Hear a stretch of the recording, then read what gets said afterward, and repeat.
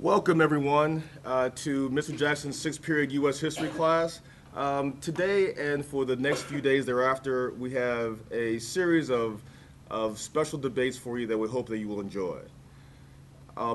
My U.S. history sixth period class has spent weeks preparing written arguments regarding various multicultural history topics, and you will see in a few short moments the fruits of those works.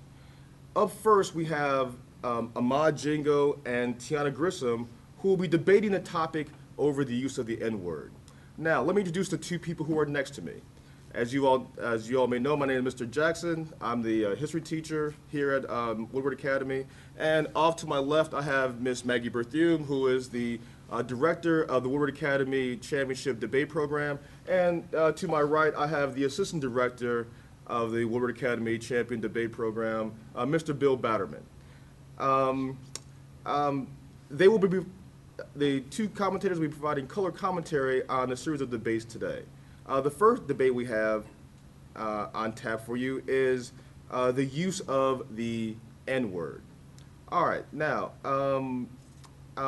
Ms. Berthume, let's begin with you first.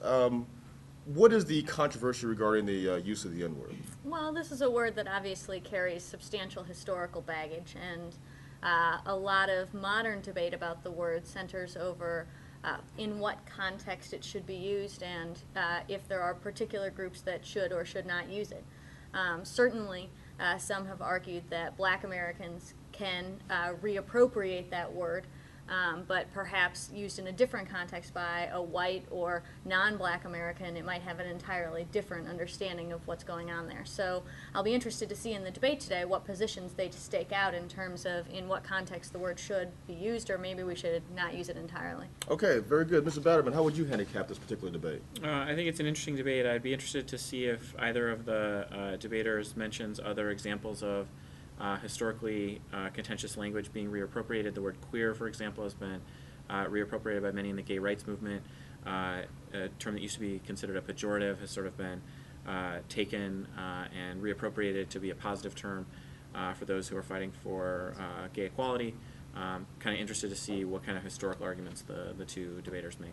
All right, very good. So without further ado, we set the debate up for you. We'll now turn over to the actual presenters. Ms. Tiana Grissom and Mr. Ahmad Jingo.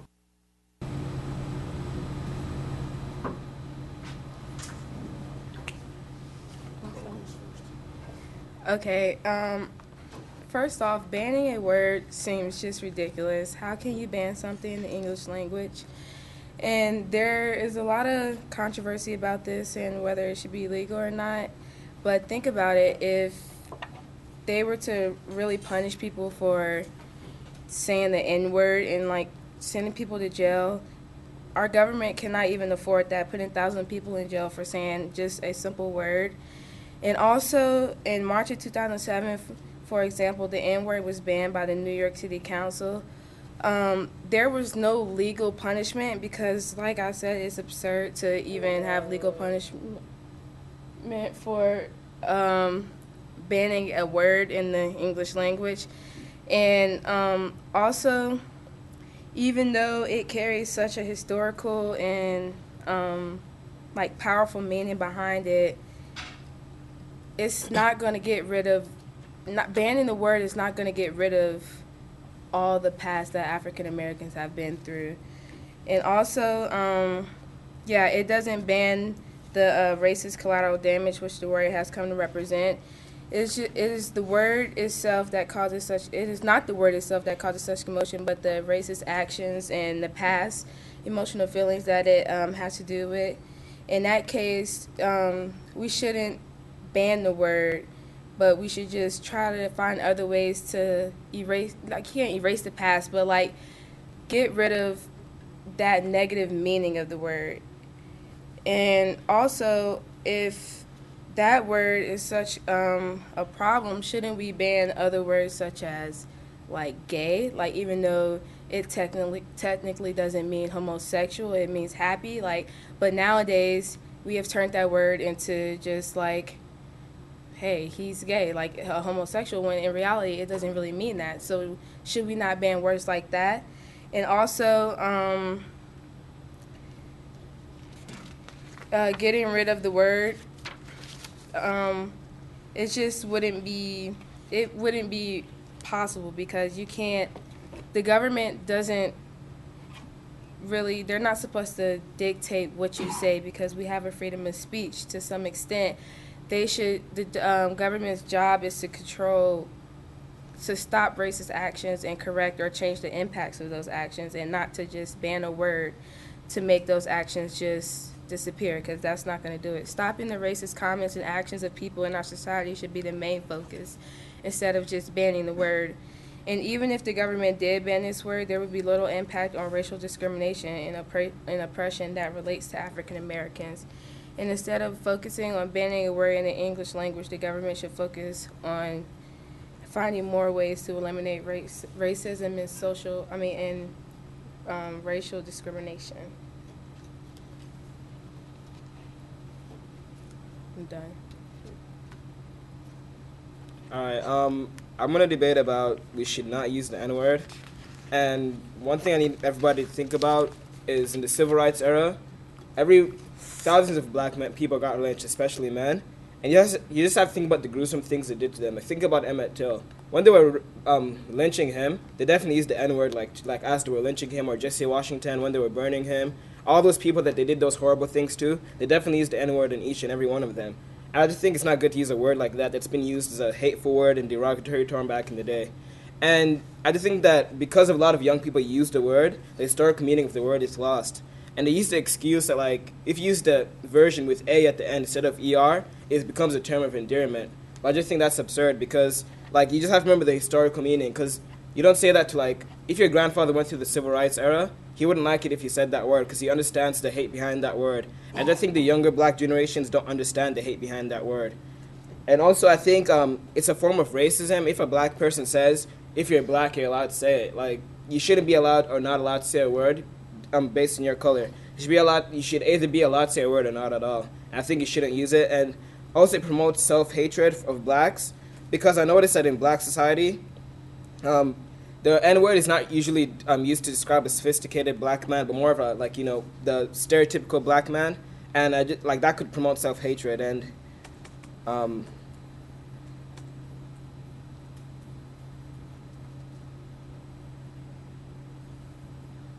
also, it could also promote white superiority, because in deep down we know the hateful meaning of the word and the hateful background of it.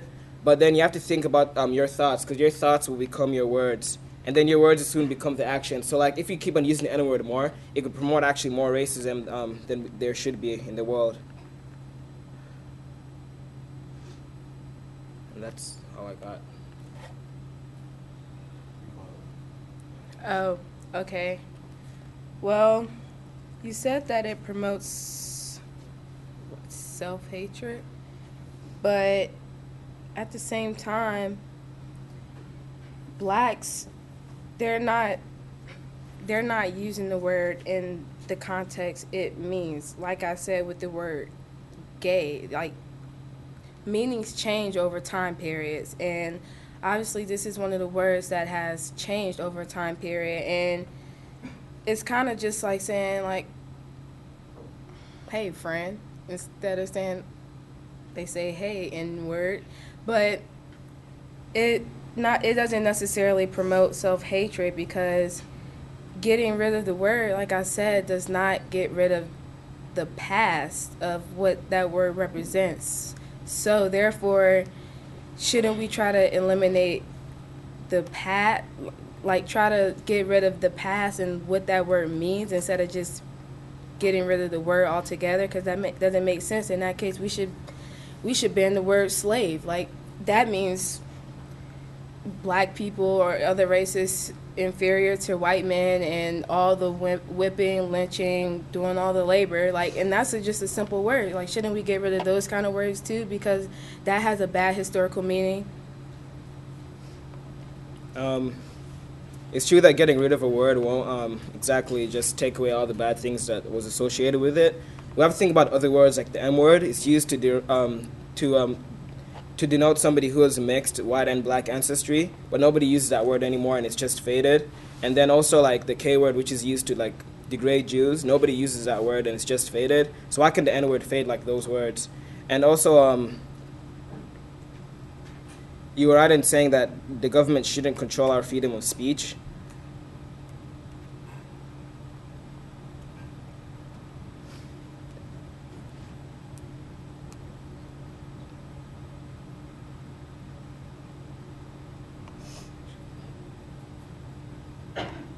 Yeah, you're right to say the government shouldn't control our freedom of speech, but I think that like just the hateful term of the word should just it should be eliminated from our vocabulary, because there's a quote that says, "Watch your thoughts; they become your words. Watch your words; they become your actions."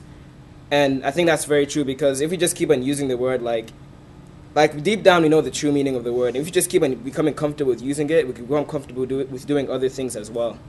So I just think like the hateful meaning of the word should just be eliminated altogether.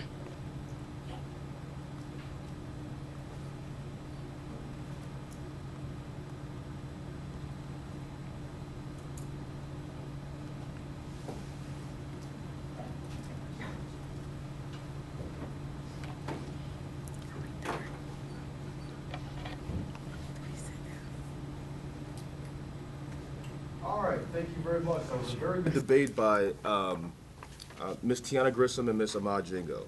Let's go to a little bit of a color commentary by our expert panel of debate coaches. Who should we start with first? I can go first. Okay, all right, fine. Mr. Batterman, tell us speak about Ms. Tiana Grissom's strongest arguments and what things struck out to you. I thought this was a good debate. The question is sort of at the end of the debate is what we're debating about. Are we debating about government action to eliminate the use of particular words or speech codes, something like that?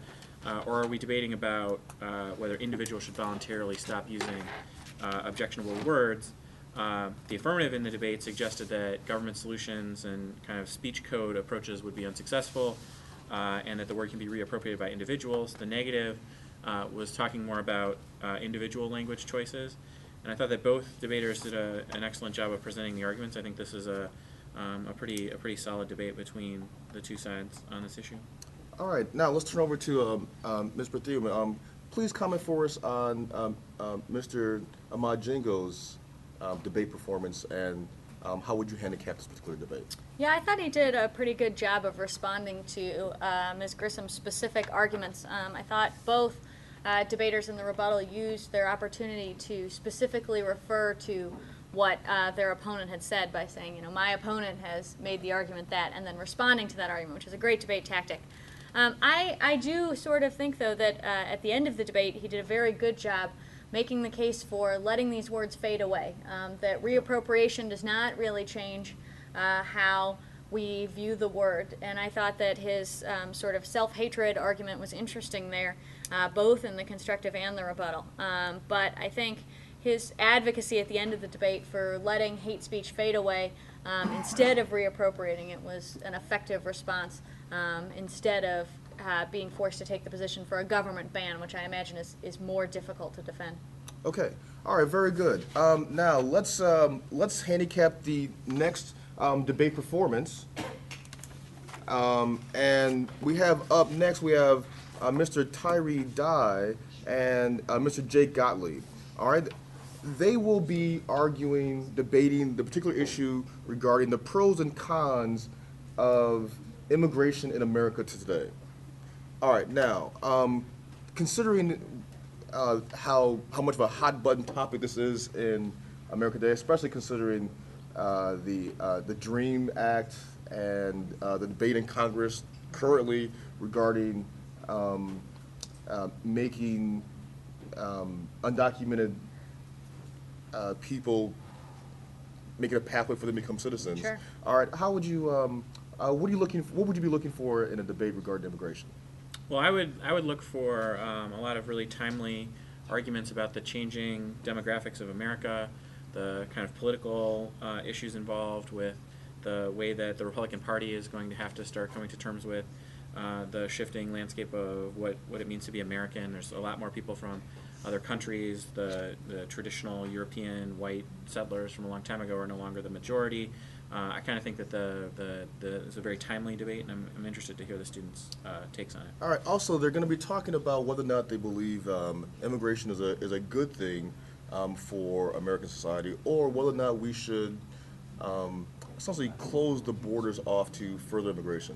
What would you be looking for in a debate of this nature? Well, I would be looking for both sides to really assess exactly how immigrants fit into the American economy and the issues surrounding both integration issues culturally and the economic issues in terms of jobs, who is getting jobs. Obviously, people who are opposed to immigration would argue that there's a high level of unemployment and the American economy is faltering.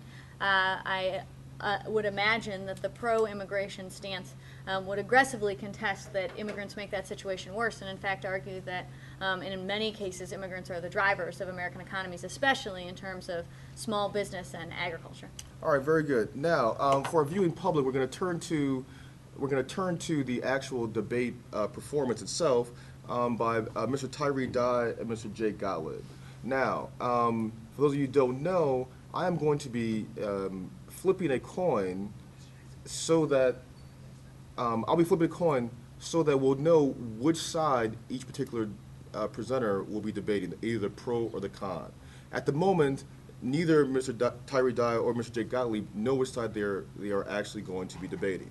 So it's going to be a very interesting debate, as they must have prepared both sides of the debate and be able to, on a moment's notice, actually debate one side or the other.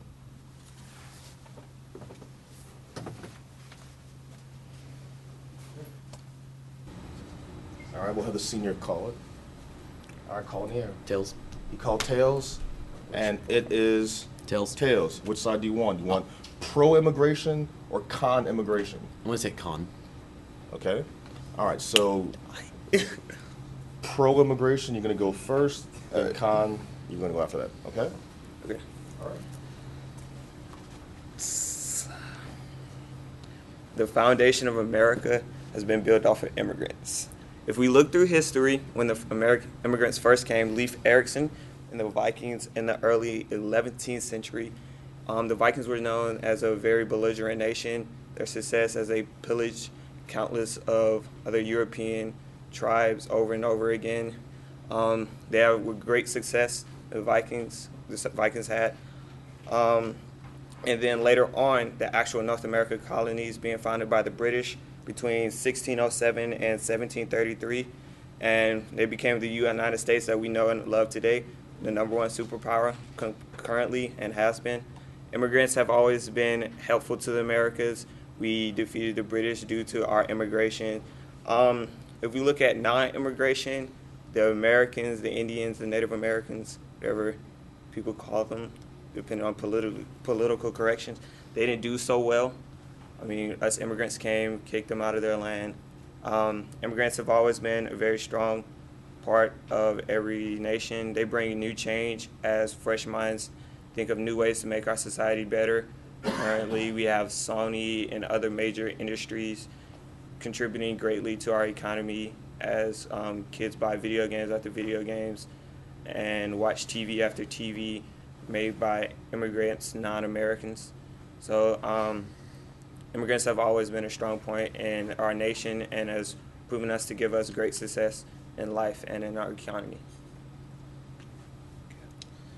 All right. So obviously there are some advantages to immigration, but I believe that the cons outweigh the pros. And the #1 reason is because of money. Immigrants, they don't really pay taxes. So therefore, they take advantages of government-funded systems such as public parks, public schools, public hospitals, and even public roads. If a so-called illegal immigrant was sick who does not pay taxes, he's not going to go to a doctor because then he would have to register his official paperwork, which he does not have. So to go to an emergency room, in which for free, to get diagnosed for his illness, per se. And public parks,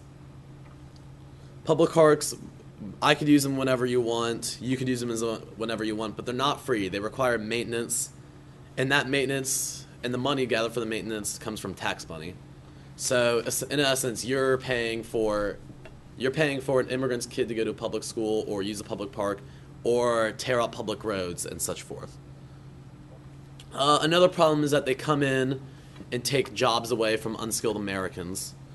Not all Americans are able to work in high executive jobs at like such high levels. Some are unskilled and some are disabled.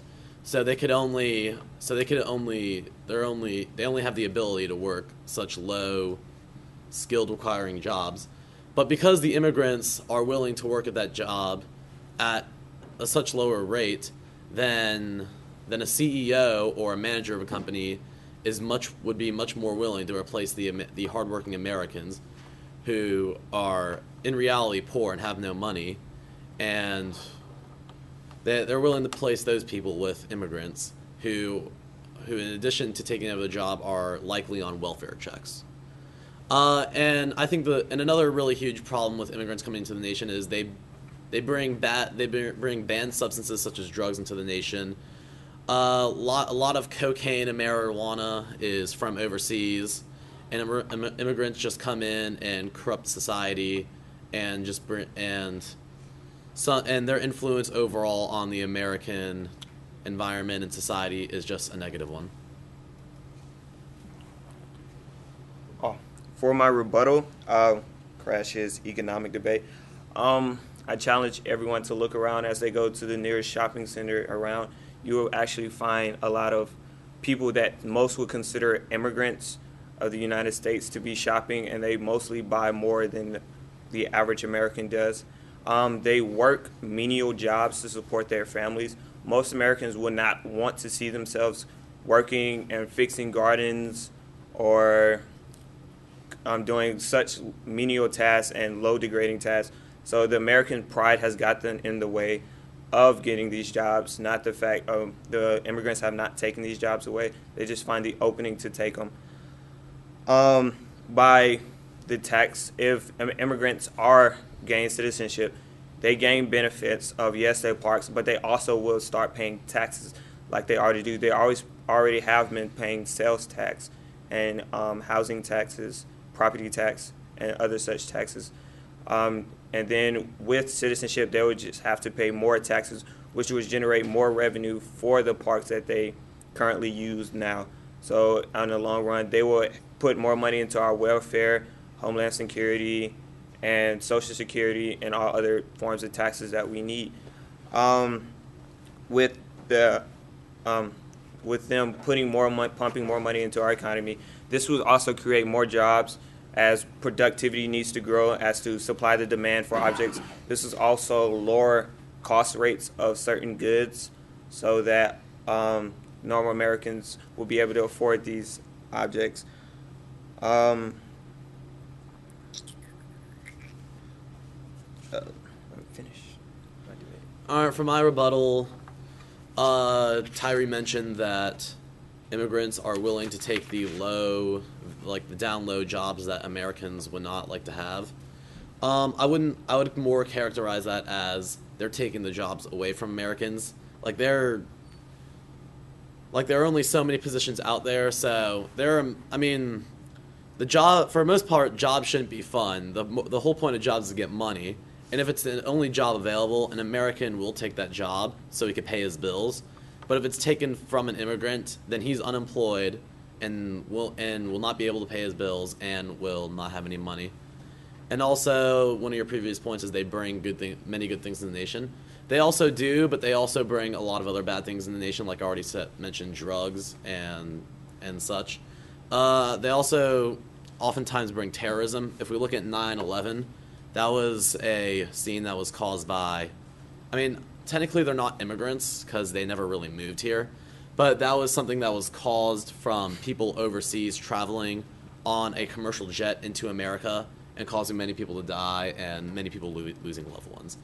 So really, immigration does cause a bunch of crime, and eventually we've got a bunch of immigrants filling up our prisons, and because you got to provide food for them and clothes and such forth, that's also tax money that's being lost, because just so an immigrant in an American jail can be fed and dressed and showered and cleaned and such.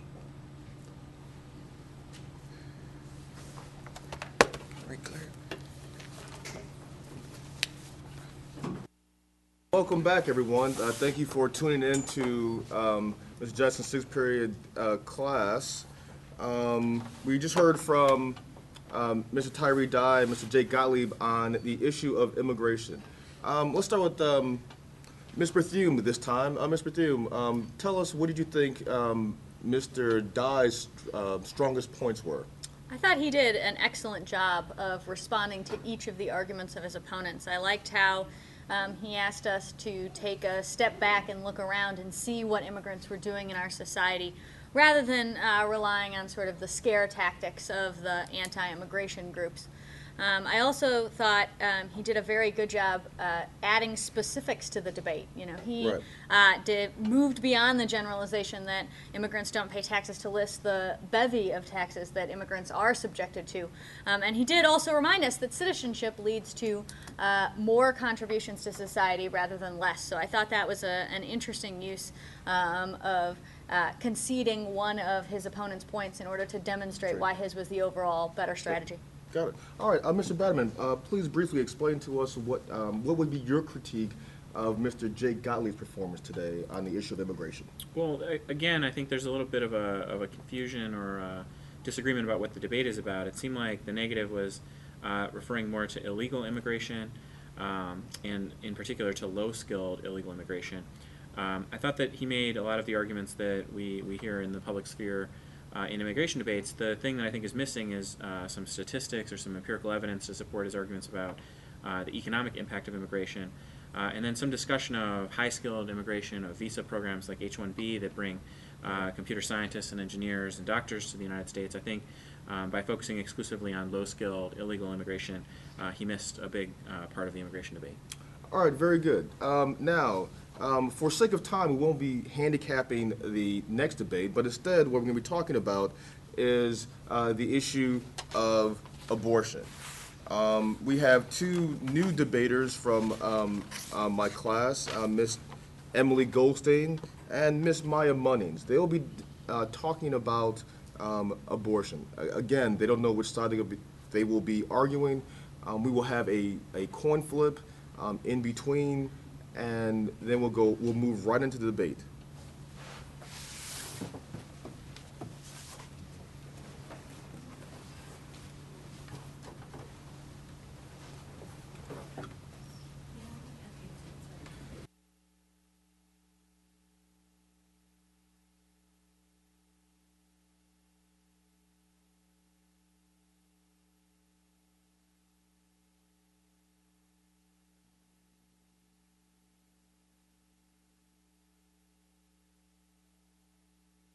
Wait, did you say I go first? No, I go first. All right. I can start? Yes. Okay. Okay, so every human has the right to privacy, and that's kind of a big point for the abortion debate, because every woman has the right to privacy, especially when it deals with things that deal with her own body. And the right to privacy has been given to us constitutionally, which has been declared by the Supreme Court with certain cases like Pierce versus the Society of Sisters and Roe v. Wade, which gives every human the right to privacy. And if we legalize abortion, then illegalizing abortion would be stripping women their right to privacy, especially because it deals with their body. And every woman has the right to choose what happens with their body. Also, a big pro-life argument is that abortion is a form of murder, except people seem to think that a clump of cells is, that a clump of cells constitutes a human life. At the early phases of an embryo isn't even capable of life. It's incapable of thinking. It's incapable of feeling, and life begins with consciousness. And and a human being needs neurological pathways and organic system needs organs, and an embryo doesn't even have the capacity to have organs or even have a consciousness. And so you can't say that abortion is a form of murder, because you're not murdering anything. Okay, and also having unwanted pregnancies can be very stressful on the mental and physical health of women. If you legalize abortion, then women will be forced to have unwanted children, and unwanted children have very strained relationships. With their mothers, and this can cause various mental issues in the child. They'll have constant problems because of the strained relationship between the mother and the child. Also, abortion allows women to make a decision based on moral obligation and as well as a prerequisite on ongoing health problems. If a woman is unwilling to give her child up for abortion, then she should have the right. To give her child up for adoption, then she should have the right. She should have the right to have an abortion because she should be able to bring her child into a welcoming environment. And if she cannot bring her child into a welcoming environment or provide financially for her child, then she should have the right to abort because she has a moral obligation to provide for her child. Also, childbirth can be a very life-threatening situation for certain women who have high blood pressure, women who have heart conditions or diabetes, and abortion allows women. Abortion has the potential to save a woman's life, and if you take that away, then women can die from childbirth because of health complications. So I'm pro-life. Most pro-choice supporters believe that a fetus is only a blob of tissue or a clump of cells when it is aborted. However, a preborn child has a heartbeat at the end of the first 3 weeks, and embryological textbooks concede that human life commences when egg and sperm unite. And although a fetus is smaller and less developed, there is no reason to believe that he or she is any less of a person than we are now because he or she has a heartbeat. Some women feel that they have to have the right to abortion, but when she is pregnant, there is another body in the equation, and then no one should have the right to destroy a baby's body. And rape or incest within women can lead to the desire for an abortion, and as horrific as rape is, the fetus is completely innocent of any crime and should not be punished or should not be murdered for the crime committed by another. Although some may think it's a constitutional right, abortion is not referenced within the Constitution at all. And in the court case Roe versus Wade, it legalized abortions, but it was more of a judicial.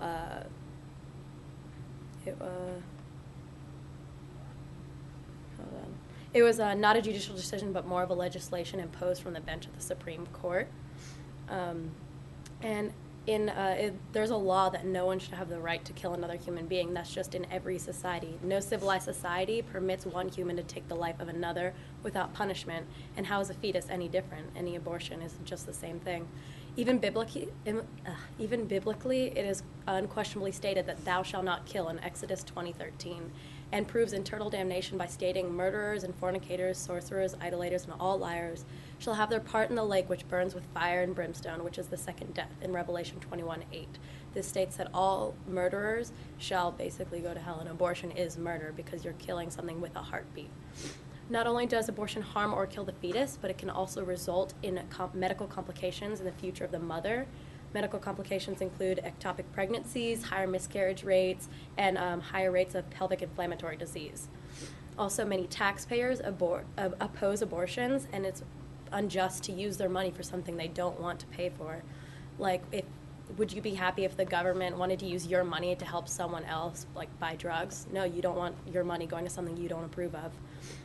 The majority of those who get abortions are minors who will most likely have lifelong regrets after. And yet with women who demand control of their body if they do not want the child, they should rethink their decisions to remember that there is usage of responsible contraception, or better yet, abstinence. Remaining abstinent is the best way to not have an unwanted child.